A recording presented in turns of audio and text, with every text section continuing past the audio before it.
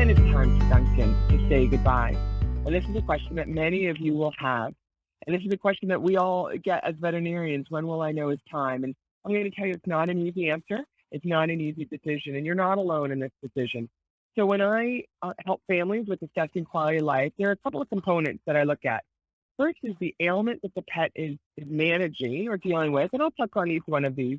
The pet's personality, personal beliefs of the family, and then the budget. So real fast, the ailment. If a dog or cat has a mobility issue, that conversation is going to be very different about when to assess quality of life versus a cat or a dog in respiratory distress, like Duncan would be at the end of heart failure. So we don't want any respiratory distress. That's the worst. And a lot of people want their pet just to die on their own and let Mother Nature do it. And I always say Mother Nature is neither fast or friendly. And with a mobility issue, which many dogs have, they won't die from arthritis, but they will drown in their own lung fluid. And so quality of life is very dependent on the ailments that they may be dealing with. And these are just two examples of the ailments. I'm also going to put the disease they have. So if a disease has been diagnosed, let's say it's arthritis versus heart failure, I'm going to say, are they imminent, intermediate, or non-imminent? And imminent means that your dog has a disease where things could be going okay, and there's a cliff where it happens fast, or decline happens fast. We call this the trajectory of decline, where you have to rush them to the emergency clinic. And that's what will happen with Duncan. If the family doesn't make the decision to say goodbye on a good day, then he will probably be euthanized on a bad day.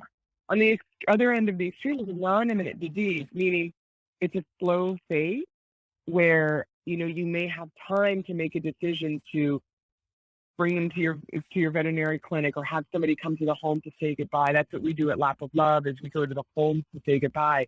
And so you might be able to have more time to plan that. So maybe you have a dog with kidney disease, which is a very slow progression, or maybe cognitive dysfunction, so like doggy Alzheimer's.